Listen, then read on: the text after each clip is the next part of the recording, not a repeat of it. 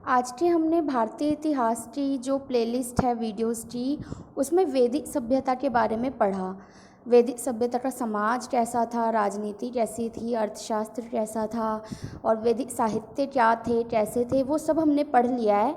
तो अब हम जो है उसके महत्वपूर्ण प्रश्नों को सॉल्व करेंगे और देखेंगे कि हमें कितना रिवीजन है, हमने अच्छे से समझा या नहीं। तो क्वेश्चन आंसर शुरू करते हैं। पहला प्रश्न है कि वैदिक सभ्यता का कालखंड क्या माना जाता है, क्या माना गया है, वैदिक सभ्यता कब से कब तक की मानी गई है। 1900 से 1200 बीसी, 1500 से 500 बीसी, 2600 से 2000 बीसी, 2800 से 2500 बीसी। तो आपको बताना है कि इसमें से जो कालखंड है वो कौन सा है वैदिक सभ्यता का। तो जो राइट आंसर है वो है ऑप्शन नंबर बी, 1500 से 500 बीसी। ठीक है। प्रश्न नंबर 2 है कि वेदों की संख्या कितनी है। बहुत ही आसान क्वेश्चन है।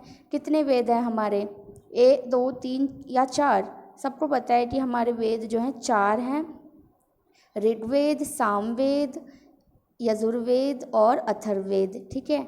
अब हम अगला क्वेश्चन जो है हमारा वेदों से ही रिलेटेड है। तीसरा क्वेश्चन जो है वो ये है कि ऋग्वेद की रचना कब हुई। इसे हम सबसे प्राचीन वेद भी बोलते हैं ऋग्वेद को, ये बहुत ही इम्पॉर्टेंट है। ऋग्वेद की रचना कब हुई, वैदिक काल में हुई। भाई ये तो सही बात है कि वैदिक काल में ही रचना हुई है। आगे चलते हैं, उत्तर वैदिक काल, पूर्व वैदिक काल या हड़प्पा काल। ये तो हो ही नहीं सकता हड़प्पा काल, क्योंकि वैदिक सभ्यता की बात हो रही है। हमारे देखो जो ऋग्वेद है ना उसकी रचना वैदिक काल में तो हुई है, लेकिन अगर हमारे पास ये ऑप्शन नहीं होता वैदिक काल वाला तो इसका आंसर आएगा पूर्व वैदिक काल। ये बिल्कुल एग्जैक्ट सही आंसर है कि वैदिक काल को भी ना 2 भागों में बांटा गया है, पूर्व वैदिक काल और उत्तर वैदिक काल। तो जो ऋग्वेद है वो पूर्व वैदिक काल में रचा गया है, सबसे पहले रचा गया, इसलिए सबसे प्राचीन जो है वेद माना जाता है। ठीक है। प्रश्न 4 करते हैं कि पूर्व वैदिक काल को और किस नाम से जाना जाता है। जो पूर्व वैदिक काल है, क्योंकि वैदिक काल को 2 भागों में बांटा है, तो पूर्व वैदिक काल को और किस नाम से जाना जाता है। यजुर्वेदिक काल, ऋग्वेदिक काल, सामवेदिक काल या उत्तर वैदिक काल, बताओ। इसका उत्तर जो है वो है ऑप्शन नंबर बी, ऋग्वेदिक काल। क्यों, क्योंकि इस समय क्या हुआ है, ऋग्वेद की रचना हुई है। अभी ऊपर वाला क्वेश्चन किया था ना कि ऋग्वेद की रचना कब हुई है, पूर्व वैदिक काल में, इसलिए पूर्व वैदिक काल को हम लोग ऋग्वेदिक काल भी बोलते हैं। ठीक है। प्रश्न 5 है कि पूर्व वैदिक काल या फिर ऋग्वेदिक काल, हम दोनों ही बोल सकते हैं इसको, इसका कालखंड क्या है, समय बताना है अब। ठीक है। तो इसका कालखंड 1500 से 1000 बीसी, 1000 से 500 बीसी, या 1200 से 1000 बीसी या 400 से 200 बीसी। बताइए क्या हो सकता है।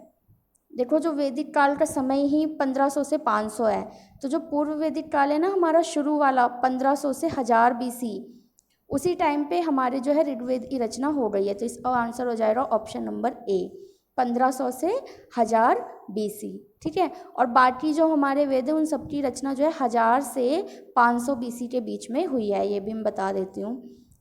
प्रश्न नंबर 6 है कि जो उत्तर वैदिक काल है, अब हमारा पूर्व वैदिक काल की बात नहीं हो रही, उत्तर वैदिक काल का समय क्या माना गया है, हमें उत्तर वैदिक काल का बताना है। मैंने अभी अभी ऊपर बताया आपको कि अब आप बताओ। ऑप्शन ए है 1500 से 1000 बीसी, 500 से 200 बीसी, 1000 से 500 या 1200 से 1000।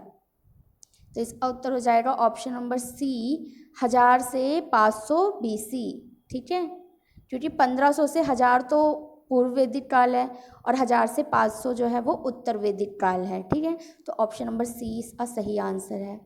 प्रश्न 7 है कि वैदिक काल में मुख्यतः कौन सी फसल उगाई जाती थी। वैदिक काल की बात हो रही है, मुख्यतः कौन सी फसल उगाई जाती थी, गेहूँ, राई, दाल या जौ। आपका आंसर हो जाएगा ऑप्शन नंबर बी, जौ। ठीक है। जौ से क्या क्या चावल वगैरह निकलते हैं ना, तो जौ की फसल जो है मुख्यतः वैदिक काल में उगाई जाती थी। प्रश्न संख्या 8 है कि वैदिक काल में नायक को, यानी जो राजा होता था, जो राजनीतिक शक्तियों का नियंत्रक होता था, किस नाम से बुलाया जाता था, उसको क्या नाम दिया गया था, विश्व, कबीला, गोपति या जन। आपका उत्तर हो जाएगा ऑप्शन नंबर सी, गोपति। इसको गोप भी बोल सकते हो, अगर आपका कहीं पे ऑप्शन गोपति ना देके गोप दिया हो तो आप उसको करेक्ट कर देंगे, क्योंकि ये गोपति और गोप भी बोल सकते हैं, दोनों ही शब्द हैं। प्रश्न संख्या 9 है कि जौ की फसल जो है वो उगाए जाने के साक्ष्य कहाँ से मिले। हमें कैसे पता चला कि हाँ भाई वैदिक काल में जो है जौ की फसल उगाई जाती थी। तो आपके पास ऑप्शन है गुजरात, अतरंजी खेड़ा, कौशल कुरु। मैंने वीडियो में ही बताया था जब हम वैदिक सभ्यता पढ़ रहे थे कि ऑप्शन नंबर 20 आंसर हो जाएगा। अतरंजी खेड़ा से जो है जौ की फसल उगाने के साक्ष्य मिले हैं वैदिक काल के। प्रश्न संख्या 10 है और बहुत ही इम्पॉर्टेंट क्वेश्चन है कि वैदिक समाज कैसा था। समाज वहाँ का कैसा था, मातृ सत्तात्मक, पितृ सत्तात्मक, दोनों या इनमें से कोई नहीं। वीडियो में जो हमारी है वैदिक सभ्यता वाली उसमें बहुत अच्छे से बताया मैंने कि जो वैदिक सभ्यता थी या समाज था वहाँ का वो पितृ सत्तात्मक था, यानी जो पिता होते थे वो मुखिया होते थे परिवार के, यानी पुरुष प्रधान समाज था वहाँ का। ठीक है।